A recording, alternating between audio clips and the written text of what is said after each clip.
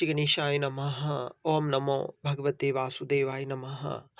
पौष मास के शुक्ल पक्ष की पुत्रदा एकादशी का महात्म्य। इतनी कथा सुनने के उपरांत युधिष्ठिर कहने लगे, हे कृष्ण, अब आप दया करके पौष मास के शुक्ल पक्ष की एकादशी का महात्म्य का वर्णन कीजिए। कृष्ण भगवान बोले, हे राजन, पौष शुक्ल को पुत्रदा एकादशी कहा जाता है। इसके व्रत में श्री नारायण का पहले कही विधि के अनुसार पूजन किया जाता है। इस एकादशी के संबंध में एक प्राचीन कथा है, उसे मन लगाकर सुनिए। प्राचीन काल में सुकेतु न मान नाम का राजा राज्य करता था।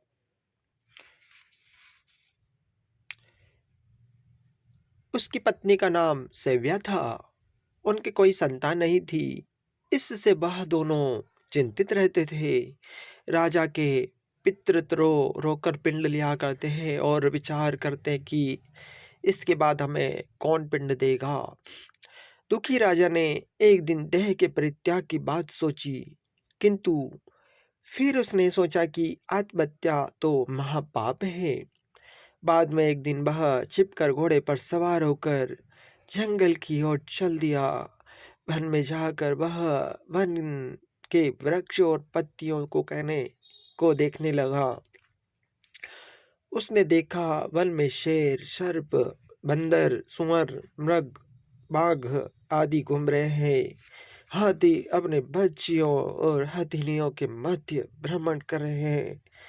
एक पहर घूमते रहने के बाद उसे भूख प्यास लगी। वह पानी की खोज में आगे बढ़ा तो उसको एक सरोवर दिखा। शहर में कमल खिले हुए थे और सारस, हंस आदि किलोल कर रहे थे। सरोवर के चारों तरफ मुनियों को देखकर राजा घोड़े पर से उतर गया और प्रणाम कर उनके सामने जा बैठा। राजा को देख मुनि बोले, हे राजन, अपने आने का कारण चाहिए, क्या कारण है? राजा बोला, हे मुनीश्वरों, मेरी कोई बेटा नहीं है। मैं दुखी होकर अपना राज्य छोड़कर यहाँ आया हूँ। मुनि बोले, हे राजन, आज पुत्रदा एकादशी है। तुम आज व्रत करो तो तुम्हारे ईश्वर की कृपा से तुम्हारे पुत्र अवश्य उत्पन्न होगा। मुनि की बात सुनकर राजा बहुत प्रसन्न हुआ। उसने उसी दिन एकादशी का व्रत किया और द्वादशी को राजा ने पारायण किया। मुनियों को नमस्कार करके राजा लौट आया। समय अनुसार रानी के गर्भ ठहरा और 9 माह के पश्चात उसके गर्भ से पुत्र रत्न पैदा हुआ। बाद में वह राजकुमार वीर, यशस्वी और प्रजापालक बना। श्री कृष्ण बोले, हे राजन, पुत्र की प्राप्ति के लिए पुत्र एकादशी का व्रत करना चाहिए।